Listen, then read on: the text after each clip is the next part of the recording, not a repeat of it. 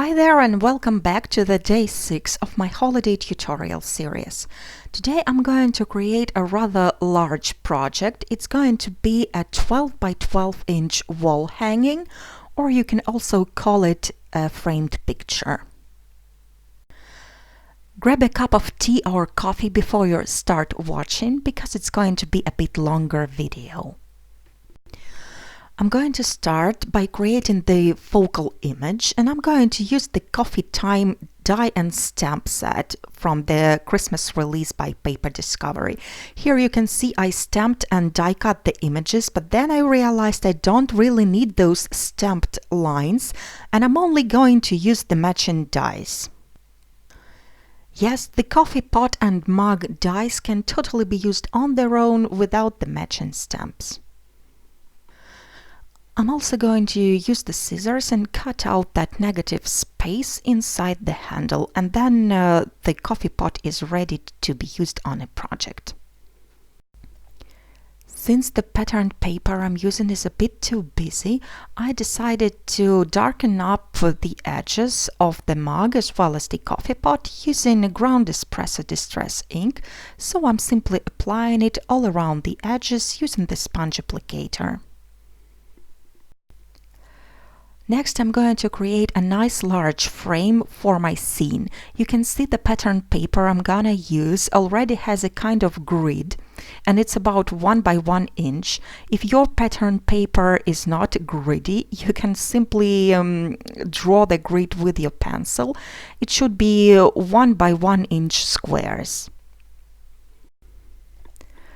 Then I'm going to use my trimmer and trim down that piece of paper to 8 by 8 inches. Next, I'm going to use a sewing machine to stitch along the grid lines. I have never used a stitching on my project, so I was really excited to try. I'm using a regular white thread, and I even find paper easier to stitch than the fabric. So here is the result. The frame turned out to be 7 by 7 squares, plus I have a ½ inch border all around it. I also did a stitching around the coffee pot and the mug outlines. At this point you can simply trim the ends of the threads, but I have decided to pull all of them onto the right side and tie knots. This is going to give my project a bit more interesting texture. Since this was likely to take up some time, I decided to do all the knots while watching the movie. I also tied that knots on the pot and the mug images. So this is what the end result looks like, and it actually took less time than I expected. Next, I'm going to use a craft knife and a metal ruler to measure ½ inch space on the inside of the stitched lines, and I'm cutting out the inside of the frame as well. It's going to be open like that. Then I'm going to use the paper distresser and go all around the outer edges of the frame as well as the inner edges. This project is all about textured details, so I'm trying to add them in every possible way. I'm also creating small cuts with the scissors, and then I'm curling up the paper at both sides of those cuts, and it's also going to create some interesting details. As always, the tools and supplies I'm using are gonna be listed on my blog as well as in the description box down below. The next step is creating the frame as well as the backing, and I'm going to use those patterned papers by Echo Park. They are actually fall themed, but I see no reason why they cannot be used for holidays as well. So the background is going to be 12 by 12 inches, and with the other piece of patterned paper I'm going to create a frame, and I'm going to cut it into 4 3-inch strips. To create a 3D frame out of patterned paper, I'm going to use the die set by Becca Ficken. It's called an adjustable Shadowbox frame, and the one I'm using is 3/4 of an inch. So what I have to do is that I have to apply some washi tape at the wrong side of each die. That is going to make the process a bit more convenient. Then I'm also going to use the washi tape to attach 2 strips of patterned paper together because I'm going to die cut them at one go.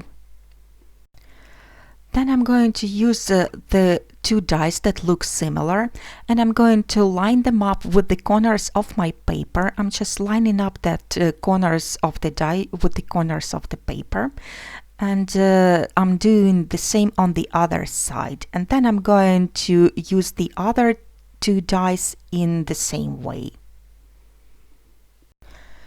Since I have a large die cutting machine, I can do all the die cutting at one go. I'm simply placing both strips onto the cutting plates and sending them through. But if you have a 6-inch wide die cutting machine, it's not a problem at all. You simply do one side of the strip and then the other side. So this is what the result looks like. You can see that the die trims off the corner and creates that specific outline, and it also creates some score lines. By the way, if you need a more detailed explanation on how to use this set, I'm going to link you up down below to Becca Ficken's tutorial where she explains it in great detail. So this piece is also the part of the set, and I'm going to need 4 of them. What I'm going to do next is I'm placing each strip into the scoring board, and I'm going to connect the score lines created by the die. I'm simply running the scoring tool from top to bottom just like that. I'm going to repeat this process for all 4 strips of paper. These 4 small pieces of paper are actually hinges, so I'm going to fold each of them in half, and the score line is also created by the die, so it's quite easy to do. So the next step is attaching all 4 strips of paper together. Each strip is going to be one side of the frame. So I'm applying some double-sided tape just like that, and I'm placing the hinge on top of it, and the hinge is going to hold both pieces together. You can also notice that I'm placing 2 pieces of paper edge to edge without overlapping them. When I'm coming to the end, I'm attaching just the half of the hinge to that paper, and I'm going to connect them a bit later. The next step in putting this frame together is scoring. So I'm simply going to fold each piece of paper along all the scored lines. This process is not so complicated as it might seem. If you want to use this die and you watch Becca Ficken's original tutorial, I'm sure you won't have any problems with it. Here you can see that the tab on one edge is wider than the tab on the other edge. So what I'm going to do is I'm applying some adhesive onto the wider tab. Then I'm going to fold this long box and overlap the 2 tabs at the edge and stick them down just like that. So each section is actually going to be a narrow long box. When I'm done with assembling all 4 sections of the frame, the rest of the process is very simple. I simply have to fold all the pieces at 90-degree angle, and the frame comes together all by itself. All I have to do is to attach that last hinge, and the frame is ready. Now I'm going to attach this frame onto my 12 by 12 piece of plaid patterned paper. I'm simply applying some adhesive all around the edges and I'm placing the frame on top of it. With this set you can create any size 3D frames, and you can use the patterned paper that matches the rest of your project. So now I am ready to fill in my shadow box. I'm going to attach the frame, the stitched one that I made before, inside the shadow box, but since I ran out of the foam tape, I'm going to use the regular adhesive plus some pieces of craft foam. So I'm attaching the craft foam all around the perimeter of my frame, and then I'm going to place it right into the shadow box. But before I do that, there's one more step to fulfill. I'm going to attach a strip of brown patterned paper behind the frame, and this one is going to be the tabletop. Actually, I used the same patterned paper that I used for the shadow box frame. So now I'm just centering the stitched frame inside the shadow box and pressing it down to stick. So now I'm going to decorate the stitched frame quite heavily, and for that I'm going to use the die set called Wreath Builder. It's by Paper Discovery. I'm going to use most of the dies for this project, and I'm going to show you how I created each element because they are a bit different to put together. So the first one is that pine cone. I've die cut it out of dark brown patterned paper, and I'm sticking it down on top of the contrasting patterned paper. Then I'm going to use my scissors and simply cut out that image once more, and this way I'm going to create the background for the pine cone. This is not necessary, you can use that pine cone just as it is, just a die cut, but this is just one more option to use it. The next element is a bundle of cinnamon sticks. I've die cut it out of red and out of brown. Then I'm trimming off the bow from the brown die cut. A lot of dies from this set have a stenciling option. That means I can put that die cut inside the die again, and I'm going to apply some ink through the slits of the die, just like that. In this case I'm using Antique Linen Distress Oxide ink. This ink can be applied on dark papers as well as the light ones.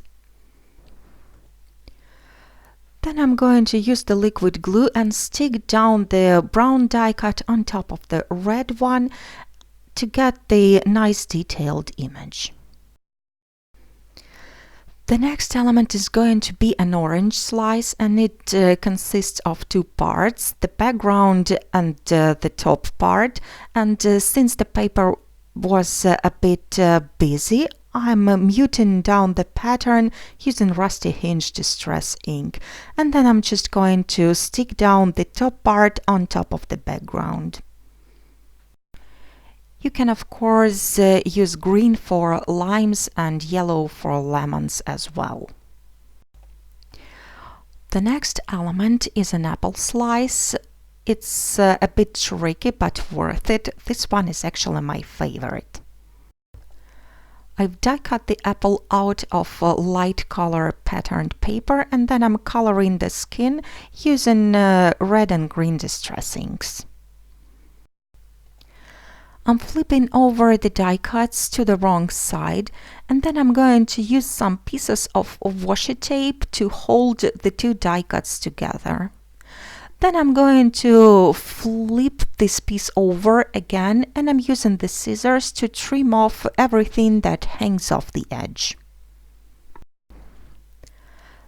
Then I'm going to apply some glue at the wrong side and stick down a piece of brown paper to kind of color the apple seeds. Again, this step is totally optional, but it's just the way I like doing it. There are also a couple of anise stars in this set. I simply had to die cut them out of dark brown paper, and then I'm applying antique linen distress ink through the die again, and it really gives this anise star a realistic look. Now I'm going to stencil through the small die exactly the same way. Since my stitched frame has 24 stitched squares, I have created 24 shapes in total to fill in each square. Now I'm going to flip over each shape and I'm attaching a foam square or a few of them at the wrong side of each element. Now I'm going to play around with all the elements and place them in each squares, and I'm avoiding placing the identical pieces next to each other. Once I have all the elements on their place and I'm happy with the result, I can go ahead and start sticking them down. So I'm lifting up each element, peeling off the liner from the foam square, and then I'm sticking it down permanently. So this is what the project looks like at the moment, and you can totally go ahead and attach your holiday picture inside. But I have decided to create a scene instead. So I've die cut those branches. One of them is a pine branch and the other one is a plain bare branch. And I'm shaping the pine branches slightly with my fingers. Those branches are also the part of the Wreath Builder set. And now I can start assembling my scene.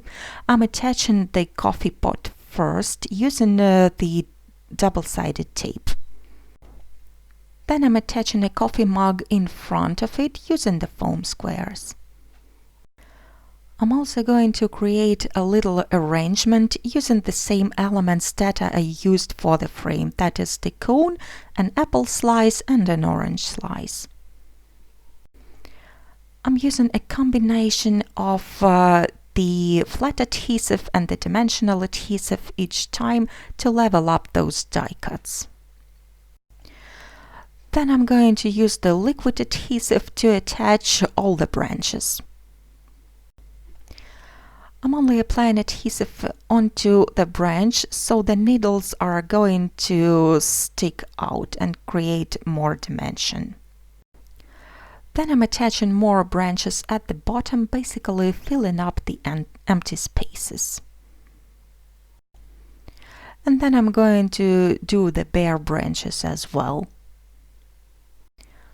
When I'm done with the floral arrangement, it's time to add the finishing touches.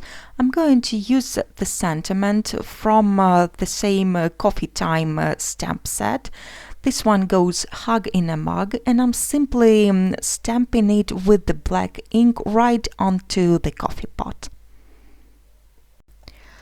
Those detailed snowflakes are the part of other die set from Paper Discovery Christmas release, and I'm going to use them as accents.